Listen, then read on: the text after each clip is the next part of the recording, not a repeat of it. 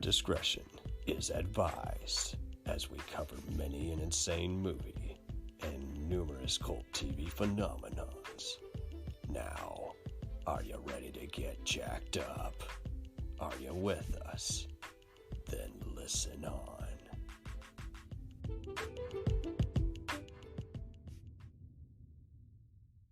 And we're back with a very special episode and a good friend, Gershom Wetzel, to discuss the lovely Terminator saga. And we're updating it with the 2020 edition, where we're going to review the various merchandise, the TV show spinoff, even rank all 6 films. Be prepared, because everyone's got a favorite and least favorite. So that is Gershom, so true. yeah, Oh Gershom, my glad gosh, you don't even know, man. I moderate some Facebook sites, fan sites for the Terminator, and oh man, the consensus isn't really one, you know. Right. No one can even agree what is the single best one. It's kind of a Godfather 1 and 2 kind of thing. Right. I used to even at times think T2 was better than the first one. Now I kind of watch the first one more just because I'm into low budget movies, but you know, I like them both. So is it really even worth debating, which one's better? Exactly. And I think when I was in my teens, I caught the second movie in the theater, and for me at the time, I was like, well, this one's obviously better. But then as I got older and started watching and going, hey, you know what? There's some really good depth in the original movie that the second one, I think, because it's big budget and it's action, it's kind of lost that weight, the narrative weight. Yeah. Oh no, that's a great summary. So what year did you see the 1984 original? I believe it was 1985. I think I was 7, and my dad and stepmom rented it when just caught it one night. It freaked me the hell out. Oh wow. Because it was honestly, I think it might have been the second R-rated movie that I had ever seen. And coincidentally, the first one was another Linda Hamilton movie that came out in '84, Children of the Corn. Man, so you were already introduced to her being a potential scream queen, Yeah, but I didn't make the connection that was her. And Really? honestly only ever seen Children of the Corn that one time. It was that scarring for me as a 7-year-old. But then by the time I got to the Terminator, I mean, it scared the shit out of me. And the very next day, my brother and I we'd exchanged cops and robbers and cowboys and Indians for the Terminator as the thing that we played out in the yard. Oh, that's very cool. Yeah, I mean, it was an instant hook. We had these. Do you remember the TV show V? Yes, either version, yeah. The 80s TV show had released a toy line of action figures, which we didn't have. But we had 2 of the machine guns. So we had these M16s that had a big red V on the side of it that were branded from that show. And those became the weapons that we used while we're skulking in between the cars in the driveway. And we'd even talk the neighbor, little blonde-headed neighbor girl, to, her name was Rachel, to be our Sarah Connor, and go on this wild adventure of fleeing the Terminator. So it was an instant hook. And then about 4 years later, my brother and I were going through old VHS. Well, they weren't old at the time, but we were going through our VHS library, and the ones that didn't have labels on them, from what we'd managed to grab from HBO or Showtime or whatever. And we discovered that we had a copy of the Terminator, and we watched that videotape until it broke. I mean, so many times. Oh man, so was this an old Showtime screening or showing? I think it was an HBO. Oh, okay, HBO, yeah. Because I don't know if it was my dad or my grandfather, but one of them caught the Terminator on HBO, and then just it ended up in the file of home video, VHS cassettes. I miss that fun being able to, get that whatever you want, watch it when you want. Yes, and That so whole nostalgia. absolutely. I mean, this was before the days of pay-per-view.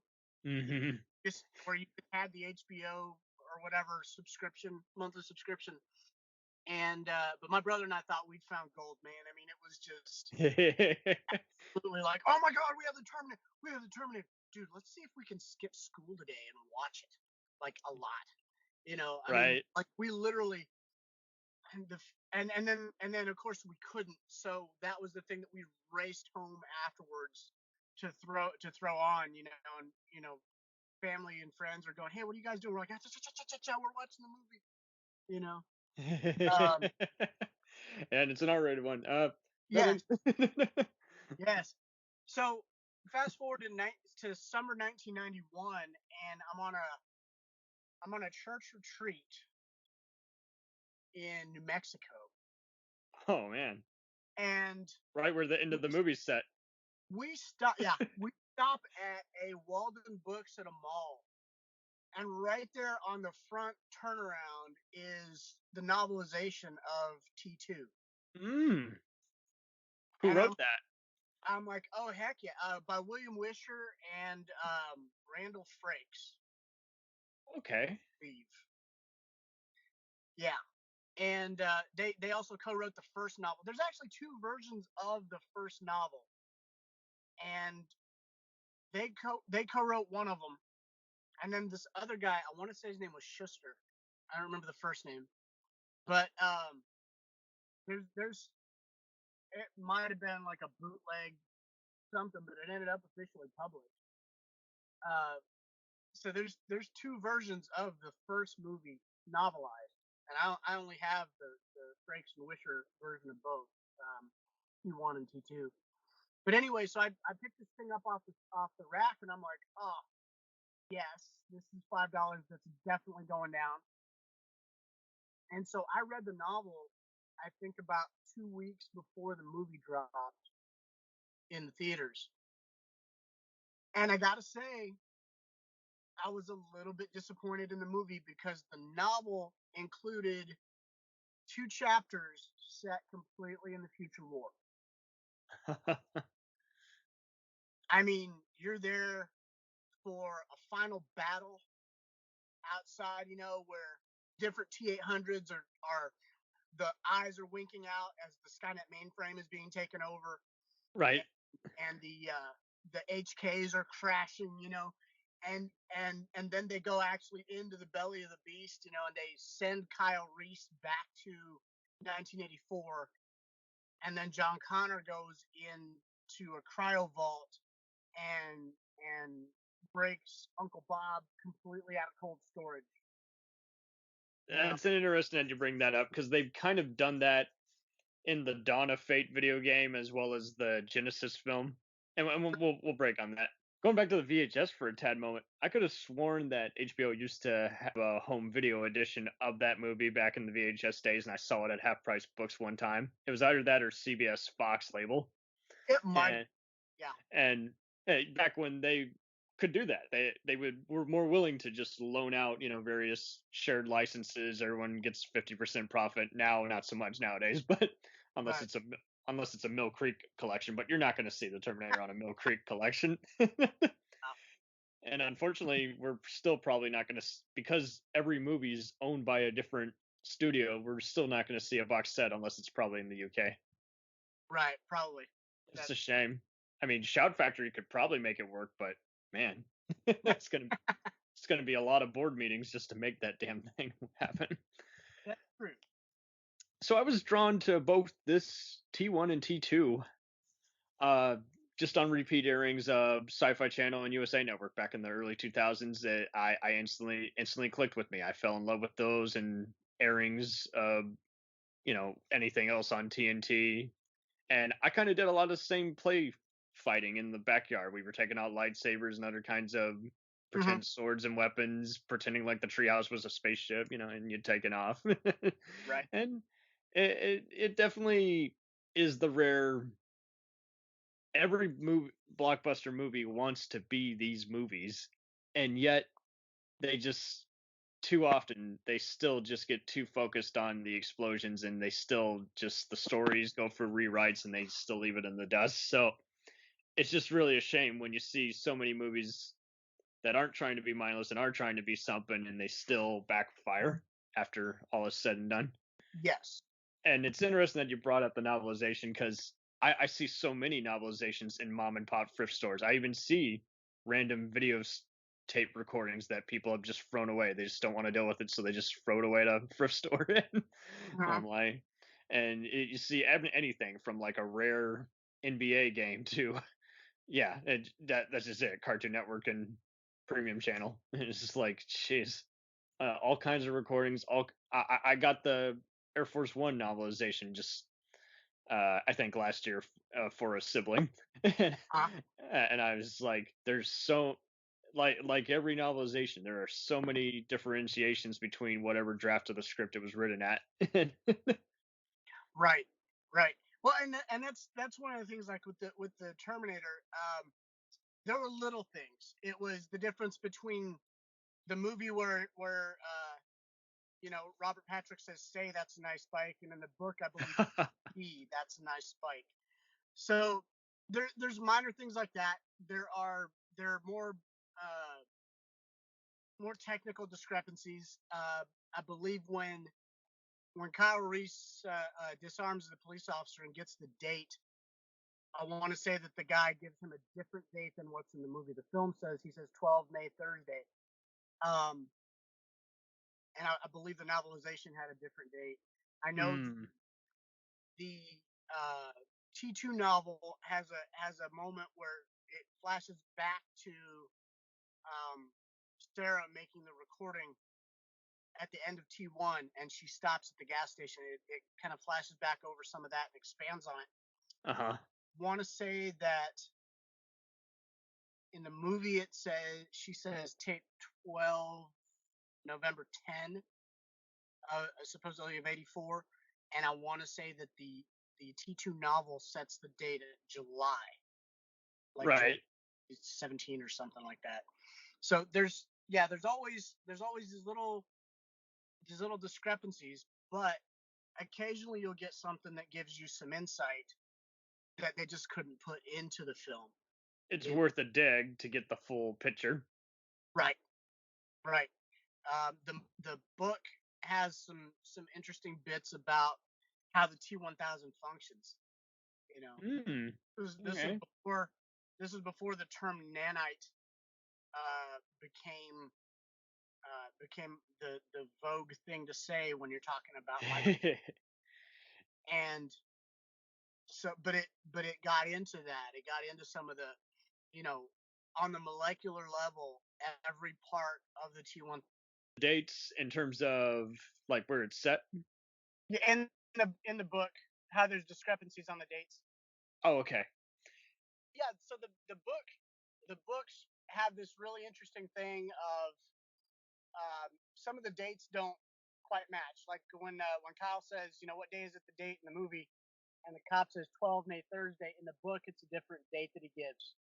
Sarah Connor in the T2 novel, it flashes back to the end of the first movie, where she's making the recording while she's in the Jeep. And in the movie, she says it's November 10 or something. In the T2 novel, it's set. It logs it as like July 17th or something like that. So there are these little technical nuances, but there's also these things where it takes time to talk about stuff that you can't do in a movie. How many days a Terminator will last at full capacity is something like 3,900 days. But at low level, at the level of combat that it's been experiencing, it can stretch it to 125 years. Okay. The T1000, my friend Ross is like, it always seems like it's science fantasy because it's so advanced. I said, yeah, but the book breaks it down as to say that each molecular piece is identical to the next one over, and it reconfigures, as needed based on a lot like a fractal curve. So when you start looking at the technical concept of it, it becomes a much more believable and plausible thing. You just kind of sit there and go, oh, we just haven't figured it out yet. Right. Just stuff that they, when it came to the movie, they pretty much said, we're going to just imply a lot and leave it to the viewer because we think we've said enough. Absolutely. But then that gets me into my biggest issue with any of the sequels to Terminator 2 is then they're always going, well, let's make something more powerful than the T-1000. We'll return after these messages. Hey, feeling down? Feeling low? Not enough podcasts about movies in your life? Why not try? They must be destroyed on sight! The new Podcast Cure-All, sure to get you right with the world and on a path to better living. We have exploitation, we have Italian horror, we have zombies, we have slashers, we have crime films, we have spaghetti westerns, we even have sci-fi and sex comedies. So take a dose of... They must be destroyed on sight! As needed, and let the hosts, Lee Russell, Daniel Harper, Paul Romali, and the odd guest host cure what ails you. Warning, may cause atrophy, African consumption, black fever, bone shave, chin cough, colic, cramp colic, dropsy of the brain, elephantitis, grocer's itch, jaundice, mania, miasma, mortification, palsy, Pott's disease, rheumatism, scurvy, St. Anthony's fire, summer complaint, and worm fit in some people. Consult a physician before listening.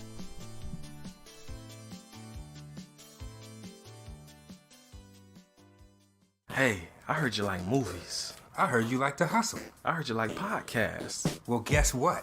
There's a podcast for you out there called The Home Video Hustle. Damn right. Every Friday, we talk about whatever movie PJ picks out the bag. What does that mean? Every Wednesday on our YouTube page, I put a bunch of movies in a bag, and PJ picks one out at random. And then we just watch it. We talk about it for maybe like an hour, hour and a half, 2 hours, whatever we feel like doing, wherever the conversation leads us. But do we actually talk about the movie? Most of the time. Tangents galore. Yes. So believe me, we may be a movie podcast, but it's not always about movies. We may talk about video games, music. Yeah, that's the big one, music. Sometimes we might get a little bit of politicalness in there. Yes. Sometimes we may just, we know what we like to do. We like to tell stories, PJ. Yes. I am the master storyteller of the podcast realm. Undefeated. So if you like to hear about movies, video games, whatever foolishness comes to our mind, the most random stuff you could think of, check out the Home Video Hustle. You can find us on the Stitchers, the Google Play, Apple Podcasts, what else? Podbean, what else? Podcast Addict, goddamn, all that. Ain't no reason you can't get your hustle on. We everywhere, worldwide, baby. Hustle, motherfucking hustle. Hey, we can't cuss in the promo, PJ. We gotta be family friendly. There may be podcasts out there that don't want his hair say good fun stuff. Well, you. Don't run the listeners away, PJ. I'm sorry. But this is going kind of long. Yes. So we're going to end this and say, hey, check out the Home Video Hustle every Friday on all the various podcast outlets. Peace. Peace.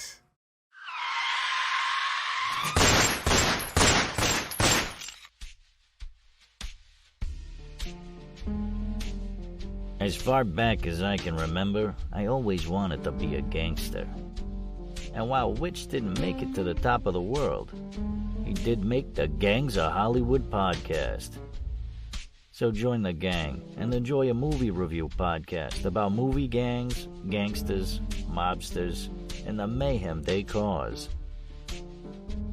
You can find GOH Podcast on Facebook, Twitter, and Instagram at GOH Pod at www.gohpod.com, as well as your favorite podcast listening app. And remember, say hello to your little friend for me.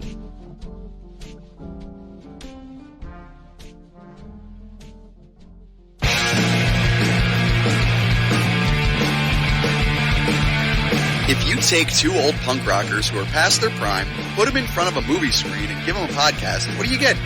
Cinema Punks. Cinepunks. It's the mixtape of movies. Break down, 50 different towns. Break down the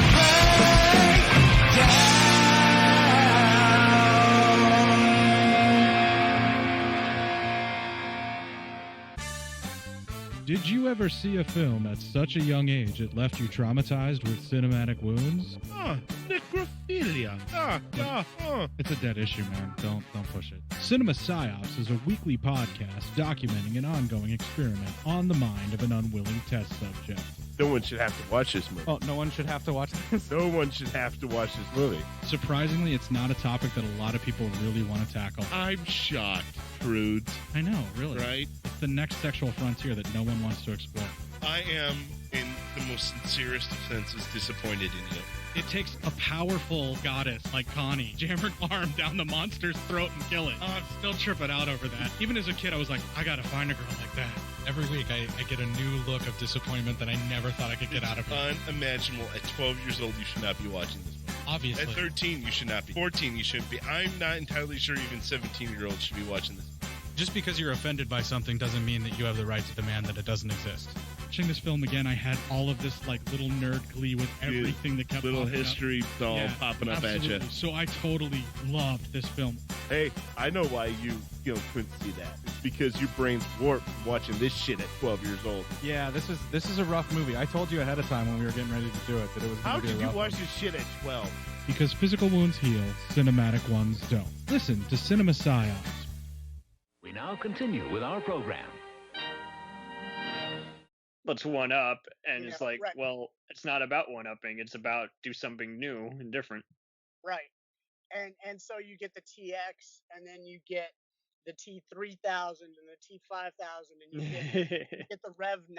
You know, and I'm sitting here just going, guys, you know what would be cool is how about if we see some T800s work as a team? Hell, I could watch a Terminator movie that's literally all at Skynet. Just maybe have some first responders. You could even have it from the viewpoint of some other cops and criminals and just civilians. Just kind of like on a show that I think did a post-apocalyptic world perfect was something like either Jericho or Revolution. And just have it just be from multiple viewpoints and just, you know, you could even maybe have done what they kind of did with the Animatrix or half did, but kind of make it just be one consistent story, but just multiple angles. And unfortunately, it just, once they saw the car chase in T2, they're like, we got to have car chases and one-liners each movie. And it's like, well, I don't really like car chases, in all honesty. Yeah. Well, and that's the thing. In the original movie, it was never about the car chase. The car chase was featured. It was something that moved the story forward, but it wasn't just for the car chase. In Terminator 3: Rise of the Machines, you begin to get this sense that they did this sequence because they wanted this sequence. It wasn't about. It ceased to be about the story anymore. Right. They're coming out the same year as both Matrix sequels, Fast and Furious 2, and, you know, Pirates. So all bets were off. They're like, we have a very busy year. We got to bring it back. We don't care that James isn't involved. We're the same producers. We always intended to make one with or without him.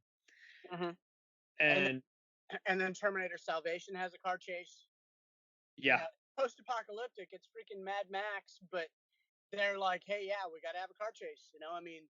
And we got to have all these giant Transformer bots, and it's just like a different robot franchise, guys. Right. And then you're like, you get to Terminator Genisys, and you're like, okay, we're gonna flip a bus. Really? Yeah, we have to flip a bus. We're gonna flip a bus on the Golden Gate Bridge. Right. So now we not only have been doing knockoffs of Speed, but also Spider-Man within the same scene. It's like, jeez, okay. Yeah, it ceases again. It just becomes more ridiculous. I did appreciate that some of the action sequences in Terminator Dark Fate seemed more grounded. They still had some stuff where they sped stuff up, you know, a little bit. Whereas like he you know, leaps from the exploding helicopter onto the back of the C5 or whatever it was, and you're just like, really? Yeah, they were. That was kind of their. I kind of felt like some studio head did come in and say, "Hey, you got to have a Matrix or 300 type fight scene here." But, hey guys, remember we're competing with Avengers, you know. Right, even though we're not coming out in the same month, and Terminator, the first two movies, it's like, you know what? These movies lead the pack, and they don't give a shit who's in their wake. They don't care who else is out there. And even Terminator Dark Fate seemed like it was looking around to see what other people were doing, and then going, well, here's our take on that. Mm-hmm.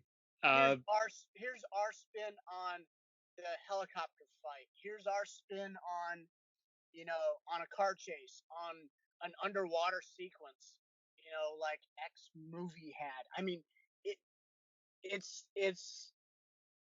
again the same kind of problem that you encounter with Indiana Jones and the Kingdom of the Crystal Skull. Yeah.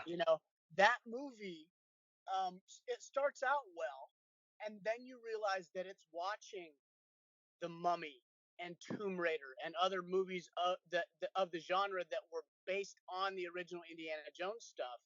Right, and how they just weren't taking it serious. They're just like, let's be in Camp Homage City. Yeah, I mean, you get to the giant ant sequence, and you're like, okay, so like you guys almost, I mean, I get it because it's Peru, but you're also kind of like hijacking some stuff from like the scarabs and the Mummy, Mm-hmm. And that scene, which I felt was kind of intended to be a mirror of Indiana Jones versus the German mechanic in Raiders. It didn't have the same style. It didn't have the same panache to it, No, not at all. And it's a shame because they got so many bad guy actors in that damn movie who were in other Harrison Ford movies even. Like Air Force One. And I'm like, okay, so it's kind of a reunion, and the fights literally, I think there's another issue, and that so many movies even do nowadays, is like the fight stops just as it begins. It's like, this has no replay value. I mean, people are always complaining about what they can or cannot see in a movie, but this isn't even that problem. This is a matter of, okay, well, so the fight, you didn't even need the fight because the fight literally lasted 5 seconds. So right. Why do we need it? And then you've got the very canned, beam of light thing from the sky, and here comes an invading force, and we hit the off switch and it kills everything at the same time. I mean, all these things began to be really canned tropes, of big budget movies. It even spawned a trope, remember? Nuke the fridge. Yeah, nuke the fridge, right. But it's an infamous one. It's not a good one. Right. Absolutely. No, if you want to, spawn a trope, you definitely want it to be famous, not infamous. Yeah. And on the one hand, like I said, the Terminator Dark Fate did some of those things. It showed itself to be culturally aware of what was in the theater and what's popular, because it's doing some of the same stuff. Yeah, the beginning was really rough for me, but the minute they got into that creative first car chase, I was strapped on and held hostage the rest of the time. I brought my siblings along with it. They've only seen parts of, Salvation and T2, and they were blown away by it, really loved it, really liked the very dry humor in the story. But they won't notice this, but I noticed it, how there was just shots referencing, classic shots, but it was clearly planned out versus, well, we don't have anything else to go by. We don't have imagination, so we're just going to copy. Right, true enough. And this is what kills me half the time, is when everyone says, oh, you liked or hated that movie based on homage. I'm like, I have no problem with a tribute. Right. I just need that there to be something more. And I just thought it balanced, is like, okay, so James and Wisher did write this whole next stage. John Connor dies, and the next hero, or in this case, a heroine, emerges. That's all I need. But it did take me a while to just kind of catch on to the whole Arnold's model in that one. It's like, oh, okay, so the biggest issue that I have with the movie isn't the cast. I feel like the cast did a fantastic job. It's rightly been classified as the best Terminator sequel since T2 Mhm. of the feature films. The TV show to me is a whole other thing, and in all honesty, for 32 episodes or whatever it is of Terminator content, it to me is the preferred sequel to T2 for myself. I don't think anyone will argue with you there, but I mean, who would have guessed in a million years that they would get the showrunner, Josh Friedman, to be on Right. board with the writing staff of this? I Right. mean, that was something. It was something, but here's the thing. James Cameron hasn't watched an episode of Terminator Sarah Connor Chronicles. Right. He just said anything I didn't do is non-canon. So He's now got Josh on his team, and the guy has a way of taking the John Connor Sarah Connor dynamic and making it interesting. Right. Here's the thing.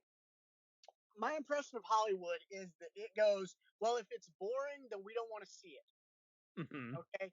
And if it's predictable, then it must be boring. Right. We Okay. must have actors talking to each other because good actors, that's enough. And like, well, we're not in the noir days anymore, guys. We need more than just fancy lighting and, Right. dynamic talent. Right. I love Denzel Washington and Robert De Niro. Mhm. If a movie sucks, it still sucks with a good performance. It's just True. and it's just so annoying how everyone likes to get caught up in it won awards or something. I'm like, yeah, but what is it about? And they can never tell me. They're just like, oh, so and so's in it. They just want to blindly Right. throw out money and then bitch for the next hour about what they wasted on. It's like, well, you kind of deserved it.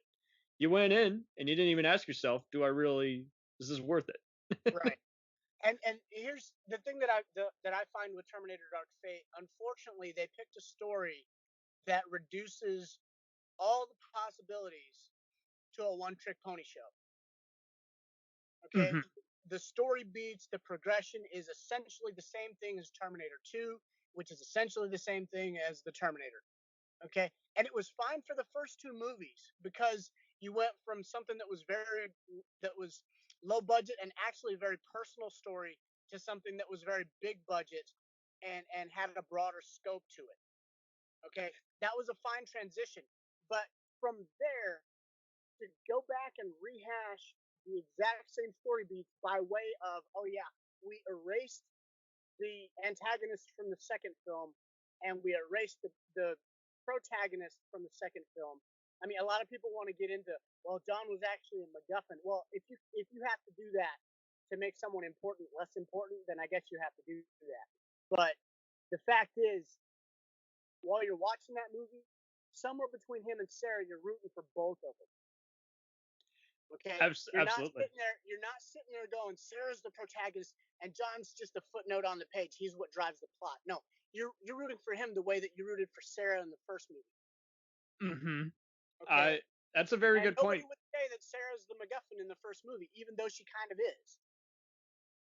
Yeah, no, it's interesting you bring that up because it seems like with this whole distortion of how everyone has a different take on this whole damn franchise, everyone has always been like, just, oh, I'll be back, Right. And then other times everyone's like, oh yeah, Sarah Connor, but they don't classify her place in the whole story. So Right. it's cool that you bring that up because I think it just really did come down, the story came first. These guys plotted it, James was inspired by Halloween and Star Wars and was pissed off when he saw both in the theater because he's like, damn it, they took my idea and it's not even on paper yet, Right. And so I'll outline, I'll start with this outline. How about the fact that they took, an action star who had an interesting persona, but at the time of even casting, he hadn't even exactly shown, that he had some kind of dynamic, some kind of persona.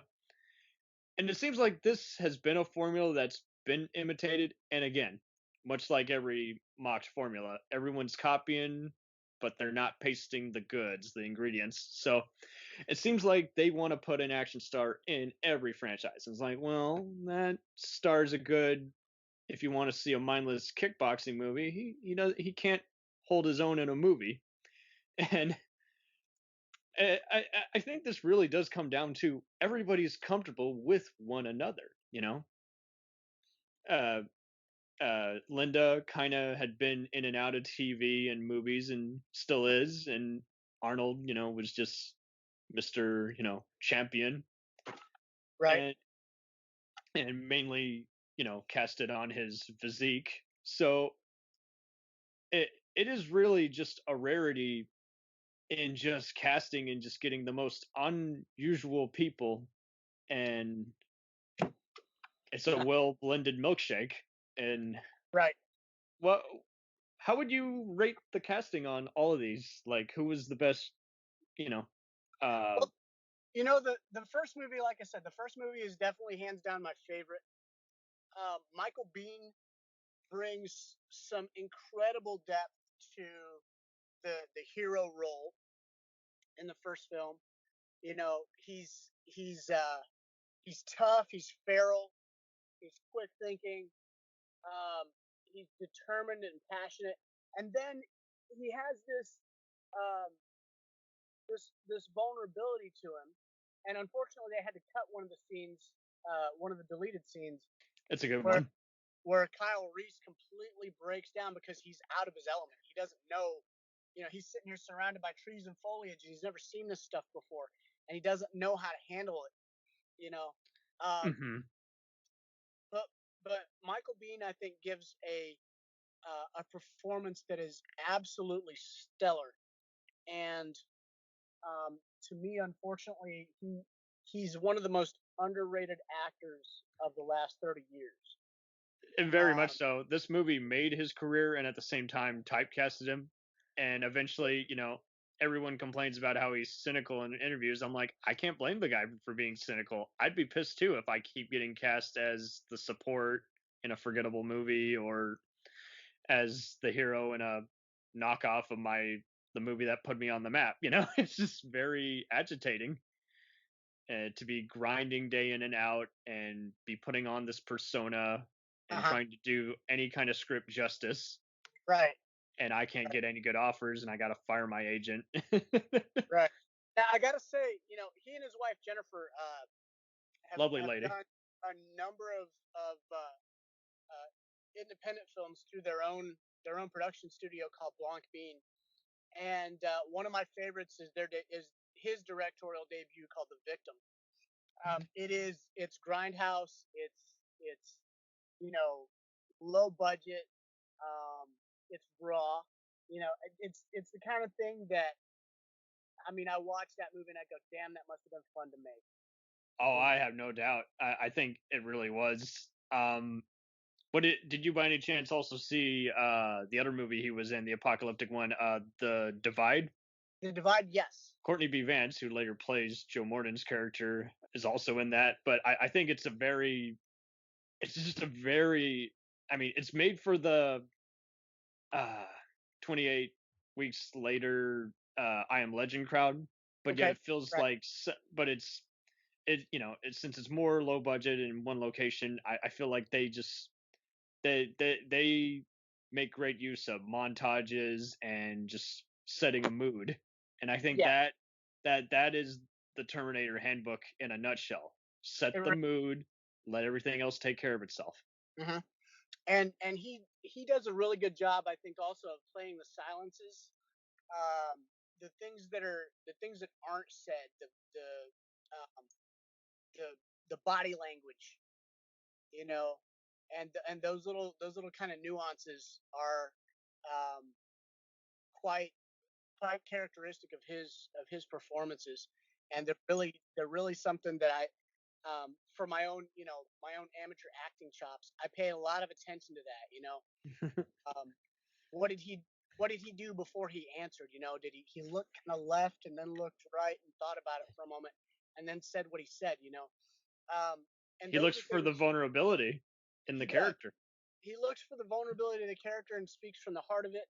And I think that it's also a very subtle trick that independent actors don't understand, is when they take time to do that, they're actually adding to the runtime of their movie.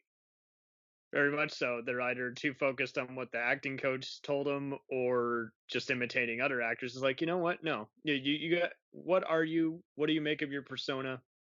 Mhm. How do you interpret stuff? And, how do you, honestly, I think everyone should just, when I'm even doing this damn show, I am always just taking a moment to just go in the mirror, look at how I speak and talk, it's just Mhm. like I would if I was given a speech from a written essay I had, and eventually, I was fortunate enough to take a cool acting class back when I was at UTA, and they were all about keep going. You know it, even if you don't know it. And that stuck with me. And I wish that was applied more to today's performers, because it's just like, yeah, you can deviate from the formula, but I mean, eventually you have to stop looking at the script and you have to just say, hey, I'm going to just try and look like I belong here in the scene, Right. because an editor can only do so much, and a director is already distracted with getting everything done on time. So it's just like, okay, it's just Michael Biehn really. I mean, this is the rare instance of where I see a first installment kill off the supposed leading character, and not once did anyone just say, hey, is Kyle coming back? Is Michael Biehn in this one? Right.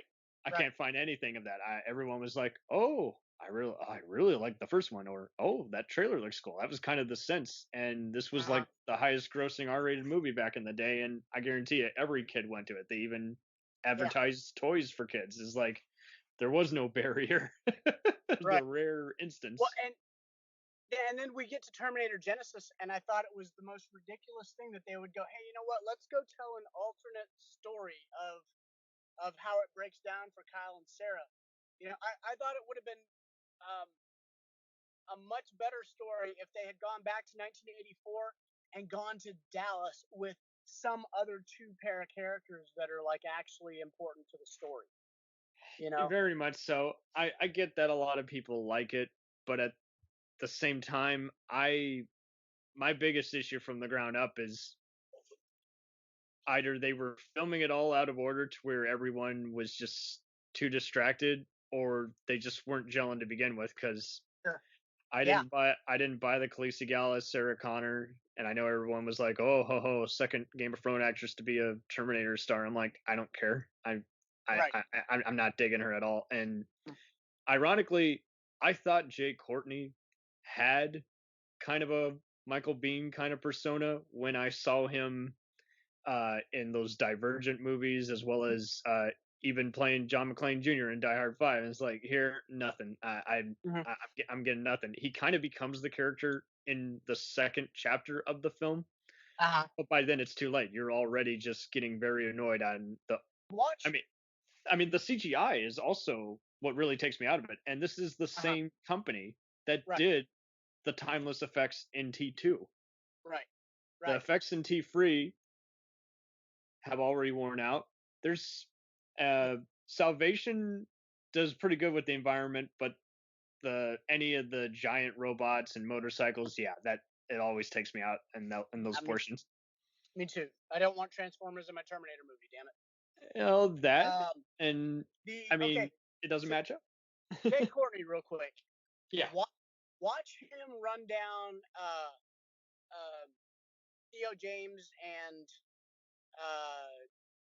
Woodley, the girl from Divergent, in the second movie, when he chases them through the woods and they jump on the train.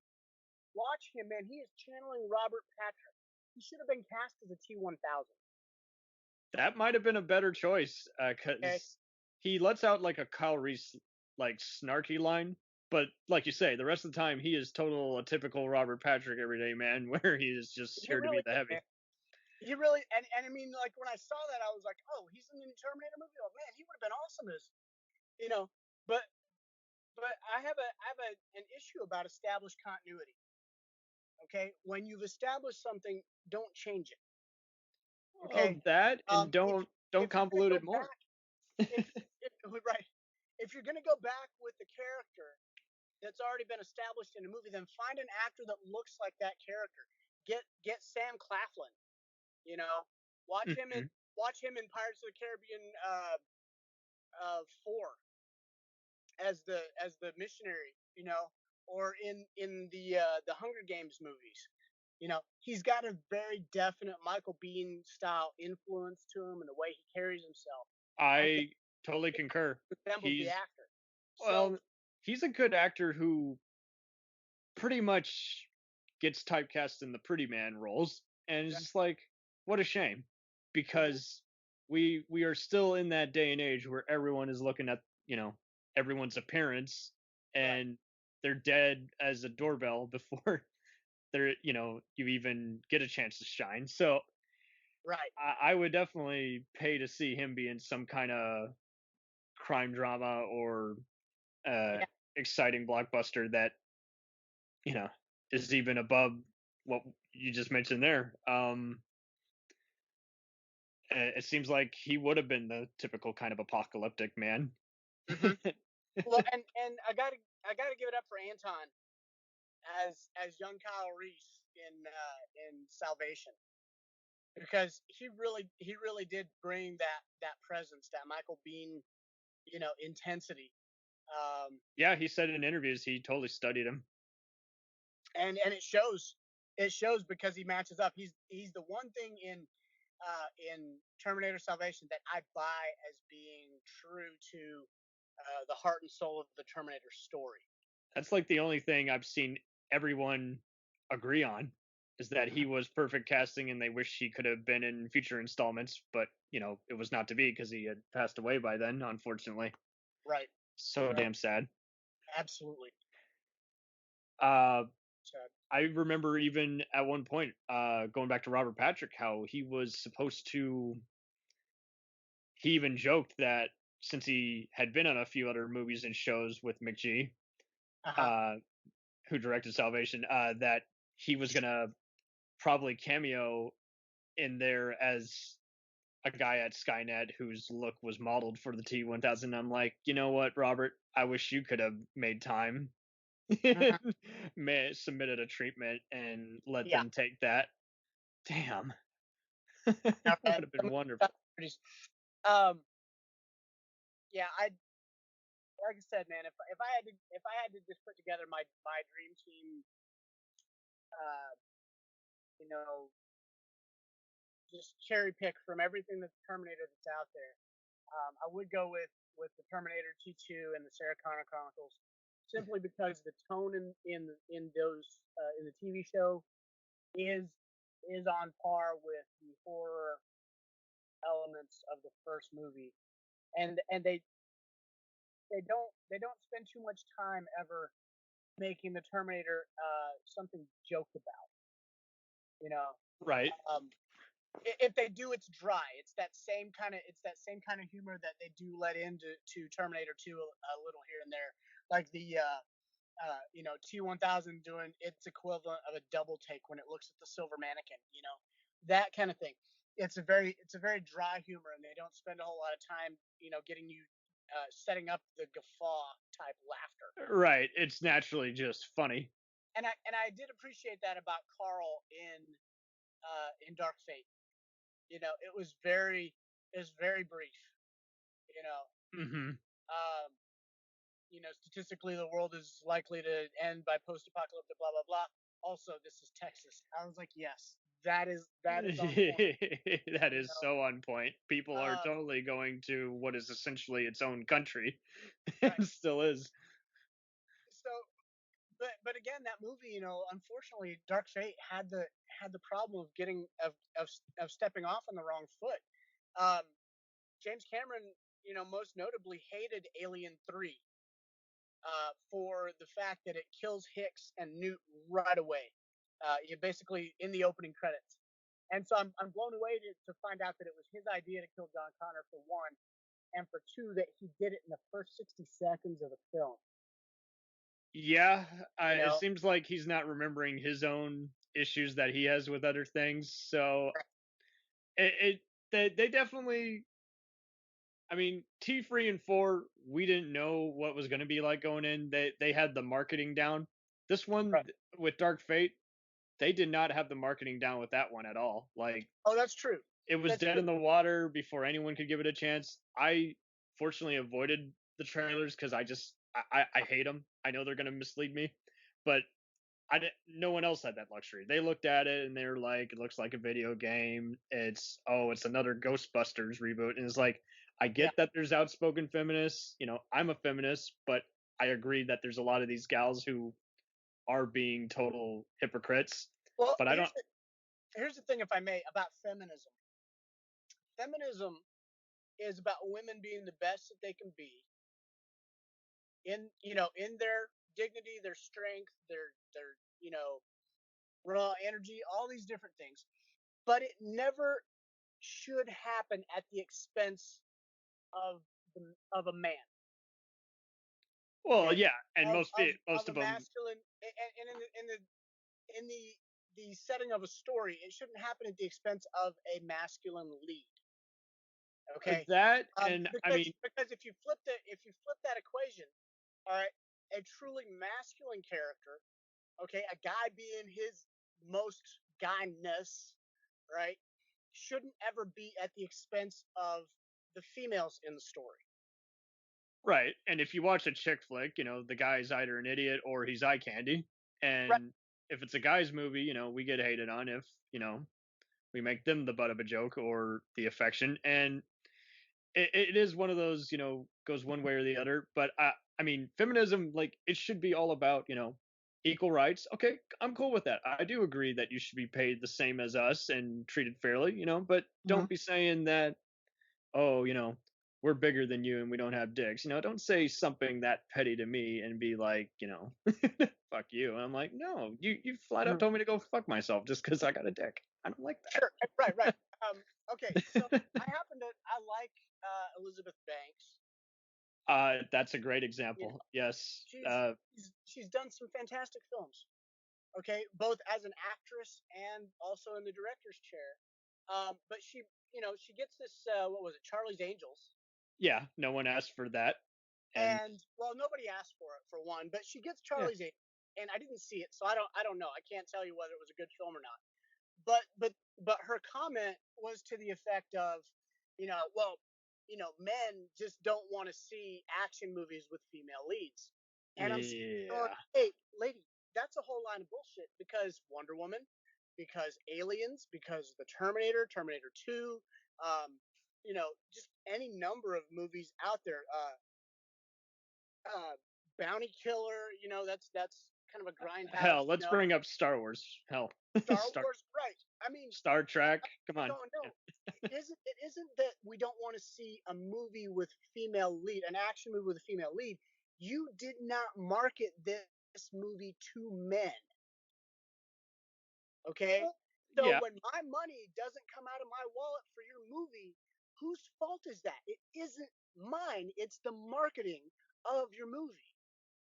Well, and basically both them and the Dark Fate crew, that whoever's doing the PR needs to just tell them, hey, shut up. You don't have a fully formed opinion, or you do, and it's gonna kill this movie. Shut up. Don't say a thing. Wait till afterwards. Put it in the commentary, but do not say it before it comes out. Well, right. I mean, Tim Miller gets up there and goes, "This movie's gonna scare the fuck out of misogynists," and I'm like, I'm looking around going, "Who the fuck cares about misogynists? Hi, you have a fan base that showed up. What about us?" You know. Well, and I don't. That's just it. I mean, I get that these guys have good souls, but then you are going around and you're just flat out preaching to the choir, and then you just don't have a complete thought. It just sounds very half-assed and just pretentious and stupid. I mean, to just act like, you know. Well, let's put it this way. What he did was the equivalent of a chef coming out of the kitchen going, "My meal is gonna make shit taste like real shit." Yeah, it's like that doesn't sell your product at all. Yeah, you're like, no, but I want to know what's in the pasta. I want the pasta to taste good. Is the pasta going to taste good? I don't care. Yeah, I don't want to test the waters now that you've told me. I want to know that the pasta is what I sit down to eat at the table. Right. You know? I definitely don't want it to feel like it's half baked. Right. And I had some pals who saw the new Charlie's Angels, and they essentially said they enjoyed it because it was basically, I mean, some of them were like, "Yeah, Elizabeth Banks is high today. What the hell is that all about?" And they were just like, "It's a fun 21 Jump Street type movie." Okay. See, I'm already feeling like that's another just reason I would not want to see it, because not that I hate those movies, but everyone's just trying to be derivative of one another all over again. It's like, okay, I still want, I'm fine with you taking inspiration, but I just want to see you at the end of the day. I don't care about all this other stuff that you're building on someone else's formula. And I just found the cast also just very unappealing. I'm like, I like you, Patrick Stewart, but I mean, you're in everything. Kristen Stewart, I'm sorry. I mean, I'm not going to blame Twilight on you, but I have just never found you entertaining in any movie. So yeah, no, this gets a total pass from me because I'm already sick of everyone Right. just redoing everything. And how ironic how the best known version was McGee's version before he joined the Terminator franchise. So I mean, right. Well, again, like I said, when they target a certain demographic, yes, and then another demographic doesn't turn out for the movie, you have to say, well, because you targeted this demographic. And the problem though is that if they try to get every demographic, they're only going to get a few from each community. You're going to get as many nice people as you will douchebags to see your movie. So here's the thing: George Lucas made Star Wars because he believed in a story that he was telling. Right. Okay. When he starts going, all right, we're gonna throw in a Pokemon, and we're gonna throw in a kid, and we're gonna throw in a this and a that, and hey, we've got Asian actors, and hey, we've got this, and we've got that, and starts to kind of pander to. I'm for diversity, but when that becomes the driving force, and it's no longer just about the story. Yeah. You only get a lukewarm return. Okay. Star Wars went gangbusters because the story is it kind of demanded a whole big gang.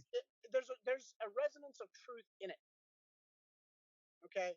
Right. And George told a story that was true. Somehow. In all of that fantasy, okay, in all of that science fiction or whatever you want to call it, in all of the mythological war, he told something that was essentially true. And that's why it appeals to everybody. Okay? Essentially. But when you sit there and you go, I'm going to make something that we did it once, we're going to make something now that appeals to everybody. They unfortunately sacrifice truth, and then it doesn't work. I think it's even more so just on, he had been told what he couldn't do for so many years, and then he just said, you know what, I'm going to do this anyway because now I have millions and now I can do it. Oh yeah. And I hate to say this, I would probably do the same goddamn thing in his place. And I hate to think that I would do that. I hate to think that I would give into what I want to do versus what is the best way to do it. Right. And I think I would probably fall in the same category, except that knowing that was maybe the mistake that he made.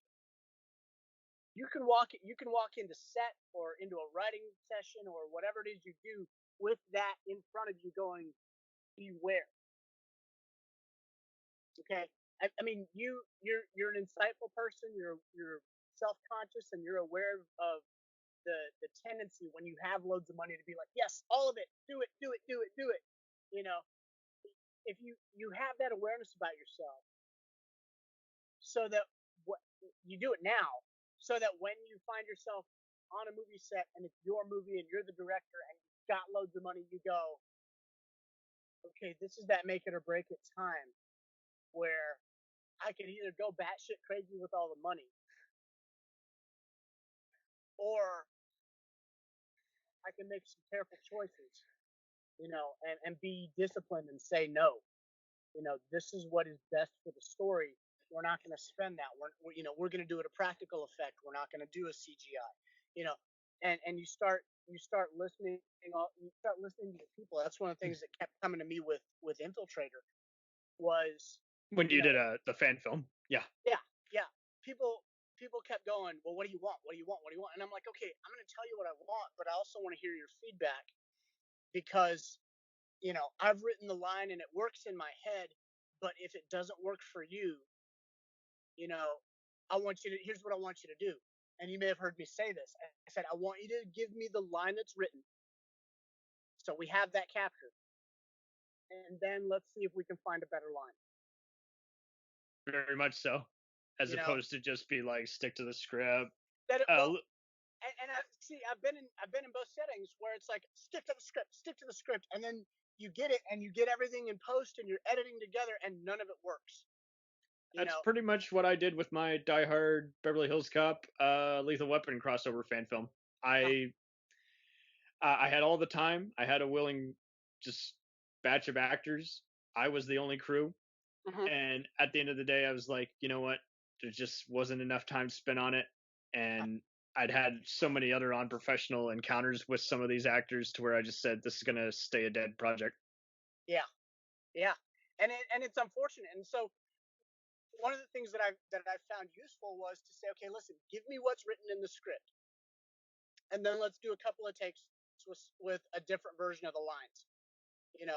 Right. If this line isn't working for you, it's a tongue twister. It's cumbersome to say. It's 7 words. See if you can give me one that's 4 words that works. Do a dry run and see what we can do. Yeah. I mean, you have to do the Irvin Kershner thing with Harrison Ford in The Empire Strikes Back. You have to say, okay, well, this is what the line says in the script. We need that for the sake of the writer. We need that for the sake of the guy who owns the property, right? So we can give him that cut. But if it's not really fitting the character, if it's bogging the story down, if it's outright bad, let's do a couple of takes and see what we can figure out that might work a little bit better.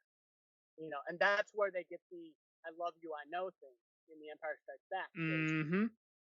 Harrison said this ain't working. Han Solo would never say that. Right. He'd never say "I love you too." Right. He's too proud. He's too sure of himself. He already wasn't really digging Star Wars. He was wanting to be some kind of version of himself because that's what you do as an actor. You play some different version of yourself. This is me if I was, more outgoing. This is me if I was actually evil, And this is me if I own a spaceship that's the fastest hunk of junk in the galaxy. Mm-hmm. And Lucas should have just found some other yes man who had other credentials. And it breaks my heart that he did actually have his Willow director, Ron Howard. He did ask him to pretty much helm the whole prequels, and Ron turned it down for whatever reason. And is like, now Ron ended up helming one of his own Star Wars movies. And now they're doing this whole Obi-Wan miniseries. And I'm like, you know what? That's what the prequels should have been. That's what all these other movies should have been. It should have been about the legacy of Obi-Wan. Right. Because Obi-Wan was kind of the secondary star at first. You kind of think of it's like, no, it's Luke and Leia and Han. It's like, no, but Obi-Wan is kind of the frame of the whole story. He's what introduces all this magic known as the Force. He's basically the guy who is handing off the story to quote unquote the new cast. He's the Kyle Reese of the Star Wars franchise, in a way. In a way, right. I mean, he's with them through 3/4 of the film, and then he's out. And our young heroes have to figure it out for themselves, And how funny, how coincidental that we get another brilliant performance by an actor who was not enjoying himself on set that day. So it's just like, you can have a crapshoot and still have a good movie. And it seems like we need more and more reminders of that. I was fortunate enough to recently interview Chaos, who is best known for doing movies like Talking To and Ballistic X versus Sever, and he Yeah. can tell you stories about the whole creative process and how, on all those movies, he had no say in the final cut. And so if a studio executive had a bad idea, it stayed in there even if it was bad, and he voiced his opinion. It's like, and we're seeing too much of that now, where you're only as good as what you have to offer. But at the end of the day, if the script is still not perfect and you can't fix it in the editing room, by removing a line or a scene, and the producers are just getting impatient because of all the money on hold, it seems like everyone, right, what they're focusing on now is getting name talent and then finding ways to save money. What they need to be doing is just saying, hey, here's my guy. He always is under budget and on time. I will trust him this once. Yeah. Because and do like you do when you're bidding on a product on eBay. This is my maximum number. This is my maximum amount I'm going to give you. And nothing else after that. Anything else, you're going to have to, take out a loan if you go over budget. Boom, done. Instead of just saying, let's film in a cheaper area. Let's, use locations left over from another movie we're working on. It's like, okay, no, I get the whole tax incentives and saving money, but you need to focus on your time, because time is what determines how much money is being set up. And I don't care if you're an award-winning filmmaker. If you're best known for hiring actors who come in late each day and only know half their lines, like Marlon Brando, and if you are always indecisive and arguing with the cinematographer about, despite storyboarding this all, then clearly you're not the right fit. Right. You need to be working. And I wish more people would do the TV technique, where the producer's calling the shots because they're also the creator of the show and answering to the network to give them a budget. And the director is making use of, here's what you've told me, here's how many, and he's just reviewing the footage saying, I think we got enough to work with. This is going to be a great episode. Yeah. I wish we had more of that combined energy, where instead of this, oh, so and so is now attached. Oh, I liked his last movie. Oh, I hated his last movie. It shouldn't be that one or five names. We had that moment at the end of your episode on Infiltrator where you and Gage and Grace are talking over the dead body of the Terminator at the end of that spot, and we had to kind of bring up the timing for you guys, from scratch. And I don't remember why. It may have just been because it was a lot of dialogue for three of you guys to juggle in at the same, It was that we were trying, because we also had to get like the look and feel. We had to get the expressions. I had to deliver a line a certain way. Grace had to have a certain reaction, and the Gage. emotion of it, the weight, but there was a lot going into that, and I actually started to get anxious about it, and I almost was like, guys, I think we got enough. We'll just cut it off with so and so's line, and we'll skip most of it, and just kind of go straight to, hey, we're coming up, we'll see you in a minute, or whatever it was that Gage's last line. And Austin looks at me and goes, Gershom, give them time.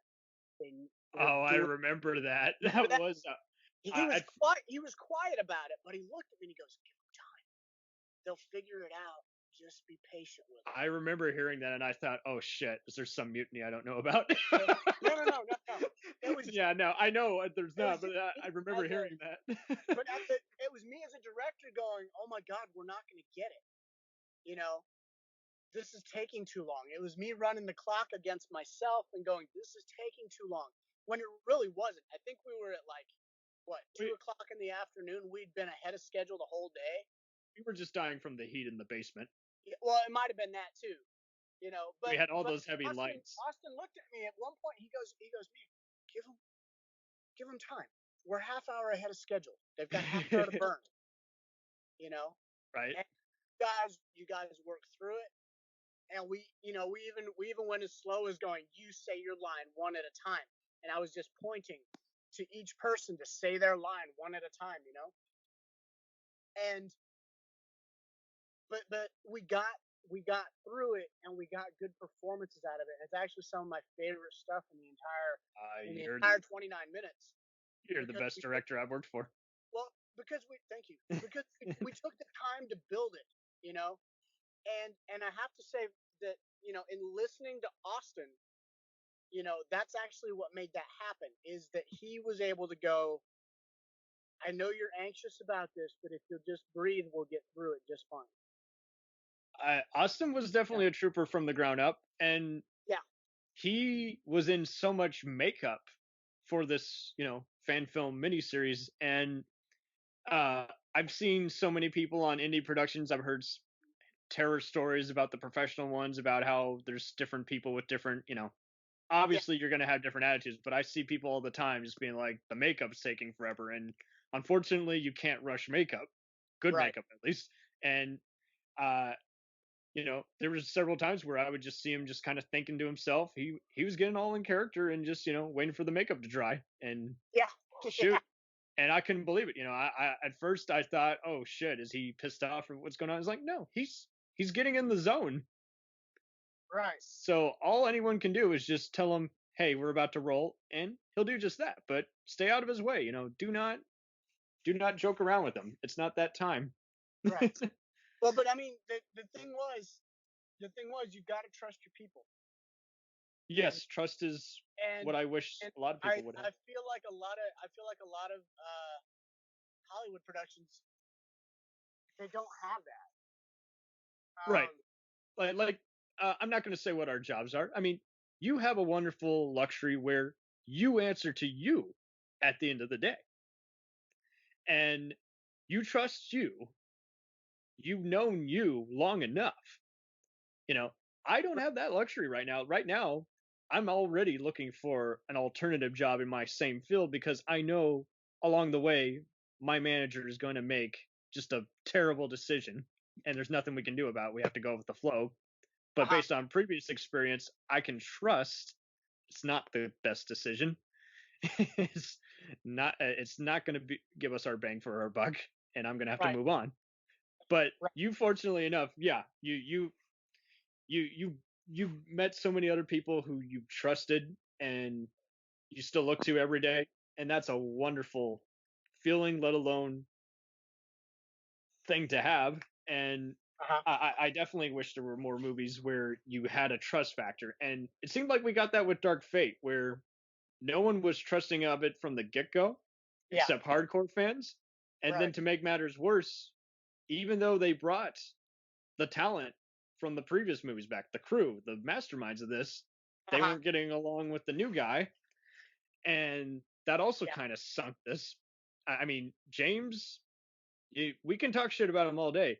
He knows how to frame a shot. He knows how to edit it himself without even asking for an additional credit. He's done that in so many movies. And so when that one article leaked out that there were several times where, both him or Tim were in the editing room and would have to take a break from one another, I'm like, that's sad. Creative differences and all that.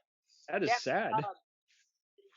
He says, or Robert Rodriguez on Alita, they say that they were basically, it was a dream to work together. They enjoyed it.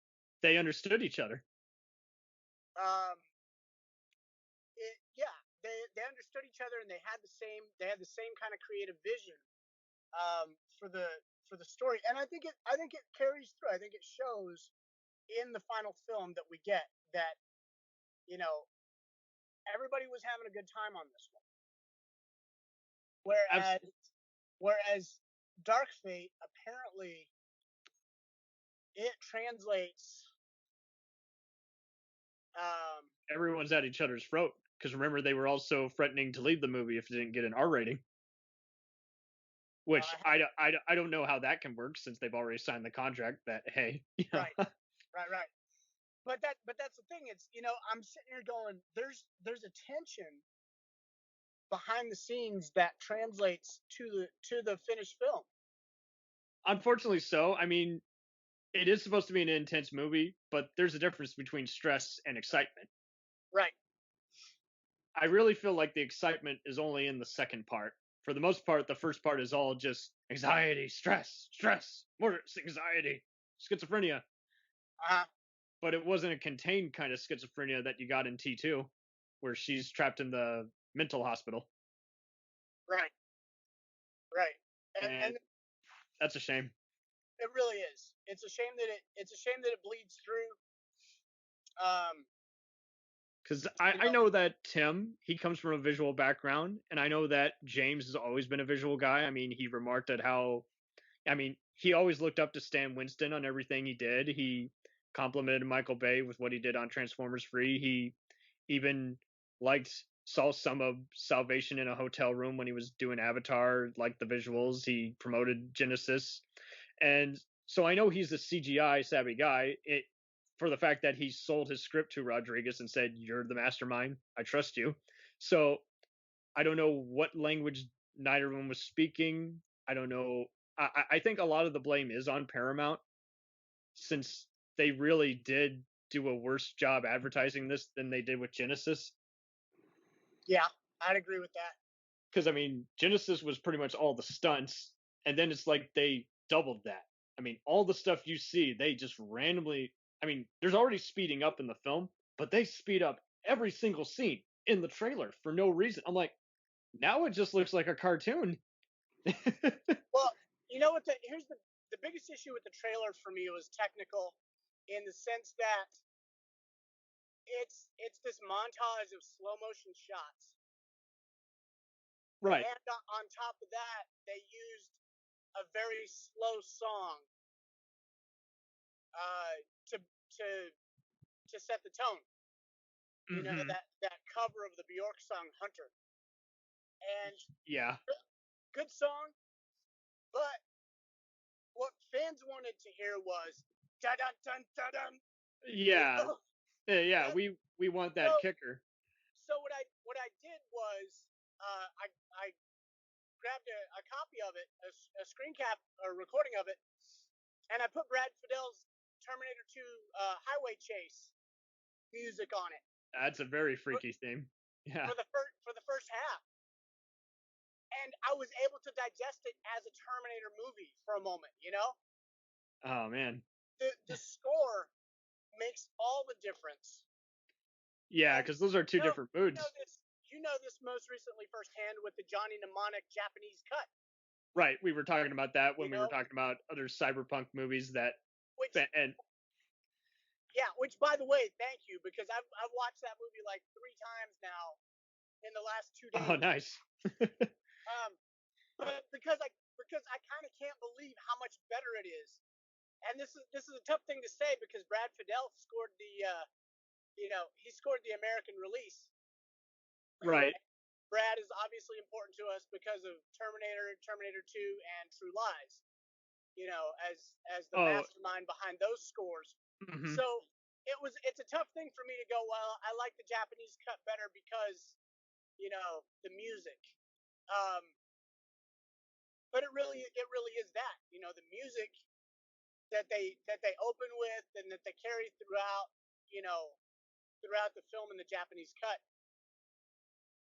absolutely changes the tempo of the film and the depth of the film and your ability to process it as something that flows. Absolutely, because if you watch the average version, which everyone's seen on cable or when it first came out, you know, you got a very confused mess where you felt like you were being left out of the discussion. And Dolph Lundgren, who would have been wonderful in a Terminator movie, but of course, it was not to be. He just seems like another mindless brute, like he's still fresh up off of Rocky IV. And it's like, well, his character's a madman, but if you see the other scenes with him, it makes better sense than in the movie where it's just like, hey, here's someone here to kill us, but we don't know why. Right. There's a bunch of other supporting characters that get more time. I definitely remember the East meets West portion being very downplayed, and the Takeshi Kitano, who's better known in Japan, has way more scenes. You actually was like, okay, so he's an evil executive. You watch the American version, he literally only shows his face near the end, and you still, again, don't know why, whether he wants to kill or keep Johnny alive. Right. They Uh, did a much better job. I mean, it's not that much longer than the American cut, but they did a much better job rounding out the supporting cast. mm-hmm. So everybody feels way less two-dimensional. And like I said, man, that music makes so much difference. And you're more accepting of just the weird stuff because there's more world building. So it's like, okay, so I kind of get an idea of what can happen in this Blade Runner Total Recall type world. Exactly. But again, to digress back to the Dark Fate trailer, you know, it's this very slow music against very fast to a montage of slow motion shots, and you're just like, can this 2.5 minutes feel any longer? Mm-hmm. And I tell so many people they lose it every time at the plane crash, which is a pivotal moment in the actual movie. Yeah. But yes, when you see it in that trailer, it looks like they haven't learned anything from the previous, non-James Cameron production. So it's just like history repeats itself, and apparently in this future, it's a hellish one because we're gonna see the same sequel that we're not craving. Yes. So if you had to rank these, where would you rank them? Like, I mean, obviously the first two are gonna be up there. Yeah. So how would you rate all these sequels? Like, obviously the show's gonna come next. For me, it's definitely 1, 2, and then Sarah Connor Chronicles. Dark Fate is the best of the sequels, but it's also the worst Terminator movie, if that makes sense. I think I'd agree with that because I mean, it's a good action movie. You know, it's even a good science fiction movie. It's because of the story they chose to tell. It's the worst of the Terminator movies because it basically nets us the exact same thing as Terminator Genisys. You know, there's a killer AI on the loose, you know, looming, about to make its big reveal, and there's no John Connor. You know, and again, while some people go, well, his story's played out, I'm like, I don't think so. I think that's a fair case. I mean, it kind of came down to they still were barely able to get Ed Furlong to return, so there was just like we're just going to continue the story somehow. Right. I kind of liked seeing older Sarah, but at the same time, I would say just the main issue was just the fatigue, because whatever Terminator they wanted to do, this should have been what they did back in 2003 when T3 came out, but we waited too long to where interest has already died out. I've seen some people compare this one to Blade Runner 2049, but I will say Blade Runner 2049 is way, way more layered because they didn't have any interference on that one. Right. See, I really feel like what the Terminator needs actually is the Future War movie. And I know it's not going to happen. But no. It seems like that's the most logical thing because Terminator 3 is a remake of Terminator 2. And Terminator Dark Fate is basically a rehash of T2 also. You know? Mm-hmm. So, again, those two sequels in particular reduce everything to a one-trick pony show. Mm-hmm. And there's a TV show and countless comic books that demonstrate that there's way more viability in moving the story forward, you know, towards the actual Judgment Day and the Future War and all that stuff. Yeah, the Future War segments definitely felt like they were taking some better stuff from the comics, but not expanding on it fully. But it's such a shame that I get a way better Future War scene than in anything in Salvation, because Salvation, you think, okay, Christian Bale is an action star, but you didn't know at the time that he had a big head and he wanted to basically steal the movie out and not make it what it was. Right. On paper. Yeah, it's unfortunate. I actually liked him as John Connor. Yeah, I thought he was cool. Sam Worthington, or Worthlesston as he's joked about, gets a lot of hate, but I mean, clearly there was something intriguing in the Marcus character. And it seems like the movie goes back and forth. It can't decide if it wants to be John's movie or Marcus's movie. And the fact that it would they have been. I think it would have been better if Marcus had been somebody who was personally relevant to John Connor to begin with. You know, a brother in arms who went missing. You know. Yeah, because they kind of bond. Like it just seemed like I'm watching him and I'm going, why am I watching this guy? Oh, that, and they only become friends like in the final fight scene. I'm like, that's pretty late to have them bond in the final fight scene, and then I give you his heart. I didn't even know he had a heart. He's got a mechanical. Right. Yeah, it would have been. I think it would have been better to establish a friendship between those two characters early on. You know, Marcus goes MIA and then turns up. Instead of him torturing him, and then he's still, I must save you, master. And it's like, no, it doesn't work that way, even for a robot. Right. So how would you rank? I would say, like I said, Dark Fate, I think, is the best of the sequels, but probably the worst Terminator movie. Salvation had I think, something fresh going on in the fact that there wasn't time travel. Mm-hmm. But it was kind of lukewarm overall, and it was really kind of too self-aware. Instead of being a Terminator movie, it just like kept pausing to remind us that it's supposed to be a Terminator movie. That's kind of how I rank it. Like back in the day, everyone was all about, T-Free's PG-13 and T-Free's R, so I got to go with the R-rated movie. It's like, well, no, this isn't about being macho. I mean, both these movies technically R-rated R if you watch their unrated cuts. And at the end of the day, it's all about the story and the entertainment value. So I'm kind of with you too. I mean, I used to rank T-Free higher, then I kind of went back to Salvation just because I liked a lot of the cast and I knew there was a good movie in there somewhere. Right. T-Free I would always just have on as, this is junk food, but it's not necessary. Literally, the only thought they put into was that now we got a killer female fembot. Not to make an Austin Powers reference, but she has a flamethrower, and the fact that, hey, we have a plot twist that's not as clever as it thinks it is, but it kind of is really the only thing you really remember about the movie is like, oh, by the way, we were all going to stop it, and there's nothing you can do about it. It's still set in stone. It was all a lie. Yeah.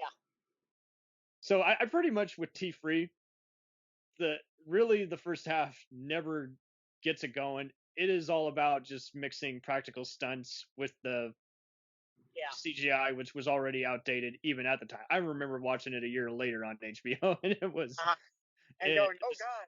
Yeah. Well, yeah, the CGI had already outdated itself. It was only 2 years later, and I'm like, you're kidding.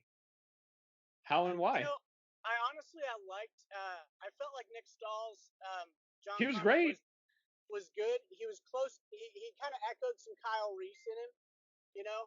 That's funny you say that. I never thought of it, but he totally does. He kind of, because the entire movie, he gets his ass handed to him, and he's all about just pretty much. I mean, the first half of the movie when he meets Kate, he is playing Mr. I'm not crazy. I'm saying a lot of crazy stuff, but it makes sense. I swear. Don't lock me up. Right. But yeah, I think Terminator Rise of the Machines and Terminator Genisys probably tie for the worst of the movies. Right. Just because their CGI takes you out of Terminator. Just because they have so much cheesy humor, and as much as they thought they were being true to the source material, I really felt like they strayed. Mm-hmm. Well, and I'll build on that. I noticed a lot of people who like T-Free are just more accepting of just, mindless shit. And it's like, okay, I'm cool that you like mindless shit, but I mean, when the movies that came before it weren't mindless, it's not really what we want. And I won't lie, the crane chase is very impressive, and again, the finale, I felt like those giant bots who are almost like the Ed 209s in RoboCop. Yeah. Those should have been in the movie from the ground up. But they should have been literally done a Die Hard in a town, gone all high noon, taken over a town, and had them hanging out trying to see if they can get out of the town before they close it all off. But instead, it was all they spend too much time trying to convince everyone, and it's like that's very boring when we, the audience, already know what is true. There's no suspense. So, right.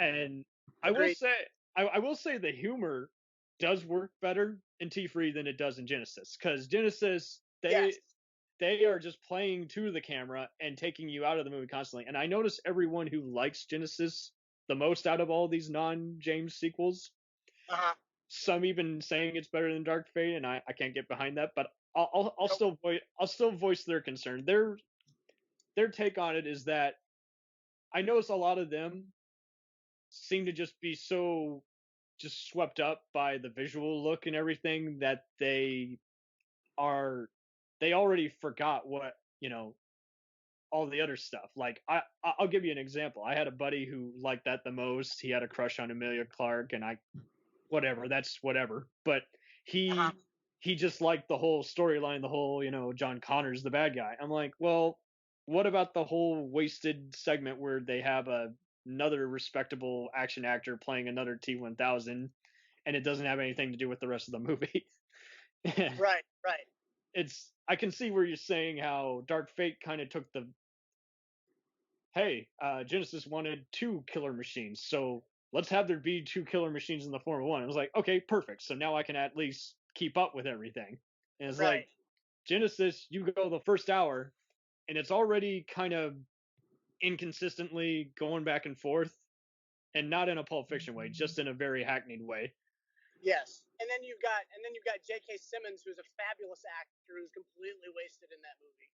He is, and the fact that you can't even name his character, and you're just more concerned about, hey, he's in the movie, and it's like, and he looks nothing like the actor who played his younger self in the flashback, and so they're already being trivial because they're taking stuff we already know and love, like you mentioned earlier. And to wrap this up, basically they at first can't decide if they want to be in the future like Salvation, and then they can't decide who is the main villain of the whole thing. And long story short, John Connor's not even the main bad guy. It's this whole other asshole who was in the background who's part of the Skynet thing. And it's just like, I don't want to play usual suspects here.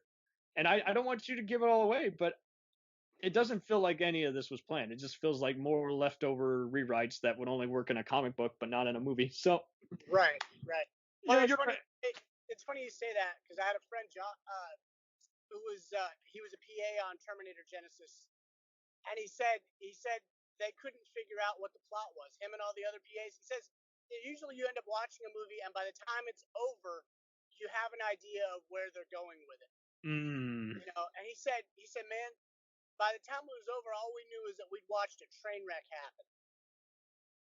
I kind of gathered that much because, I mean, when it came out, I mean, people were already, burnt out from the last 2 just feeling like cash grabs or wasted opportunities. And this one just felt like, even though James Cameron was endorsing it, something was still off. It looked like a bunch of other movies. Yeah. One person even notes in a few different reviews how the whole getting out of the car at the same time while firing a shotgun, Arnold, how he does that, how it's totally imitating what everyone was doing in other movies like Red and Deadpool. And it's like, yeah, no, there's no need. Yeah, it had some Matrixing in there a little bit, I think. Yeah, Dark Fate does Matrix, and some of it works, some of it doesn't for me. But yeah, when they do it in Genisys, it just feels bad because, I mean, this was shot by the cinematographer of every other Ridley Scott movie and the last few James Bond movies. So I expect, really, I'm instantly taken out of this by all the bizarre red color correcting. I'm just like, is that deliberate, or is that just you diddling around in the room too long? Because I don't know what to make of it. I'm already overwhelmed by the visual look and the exposition. So it's definitely slightly weaker for me than T3. Right. I agree. T3 I can just have on and just be like, it's a wasted opportunity, but it's at least fun to look at.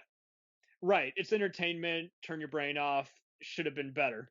Could have been a contender. It's the guy who comes in 3rd place in NASCAR. Yeah, or 4th. Oh yeah, better yet, maybe like 6. But for whatever reason, he stood out. Whether it was the helmet he was wearing or the cool look of the car, even though it didn't have a chance against the other cars. Right.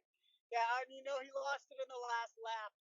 Yeah, he got a flat, but he kept trucking along even though it wasn't working. So, I definitely feel like the show needs more love. It seems like a lot of people kind of forget about it but I mean, hats off to those guys. Because whenever people were complaining about certain annoying supporting characters they introduced, they took note of it instantly. And this was as Twitter was just about to launch, and it's like they were taking note. They're like, oh, you didn't like that one gal who's seducing Derek? Well, we're gonna write her out, and he's gonna kill her or something next episode, you know? Yeah. And I wish more writers would do that nowadays. Some of them still do, but some of them don't, and wait a season for everything to make sense. And it's like, guys, come on, you got to listen to the fans. They will tune out, and you will get canceled. Right. Well, Gershom, where the hell can we find you on social media? Facebook. I've got the Texan Project. Facebook. I've got my art is called Aristos. So if you look up, it's kind of a funky spelling, but AORISTOS.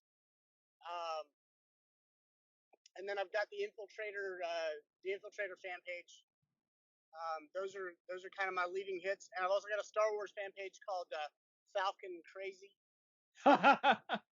It actually made it on T Fury several years ago. We took out. It went head to head against a Star Trek T-shirt called Vulcan Awesome. Oh, that's nice. We took that sucker out, man. I gotta give you my Falcon collectible item then, if that's the case. Heck yeah, man, I appreciate it. But anyway, so we've branded that as a podcast page, and where we kind of throw up all things Star Wars, love it or hate it, And then I've got kind of the adjacents for those things on Instagram. I think you're in my Facebook group.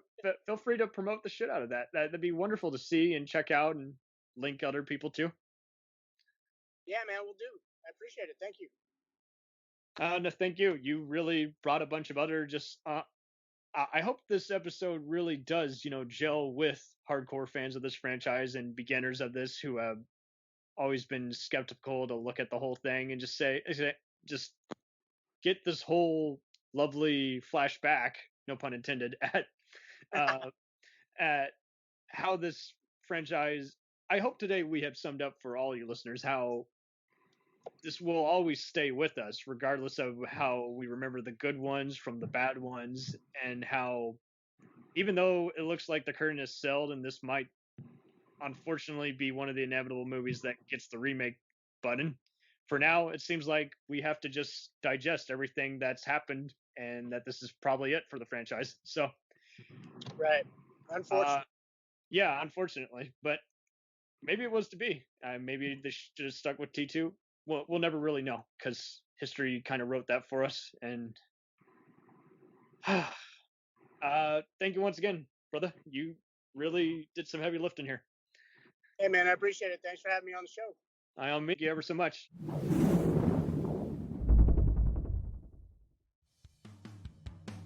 The Jacked Up Review Show can also be followed on Facebook on both the page and the group. Feel free to chat, leave questions, make requests for future episodes. You can also follow us on Instagram and Twitter. Thank you so much for your various support, and we'll continue to entertain the hell out of you. Till then, take care.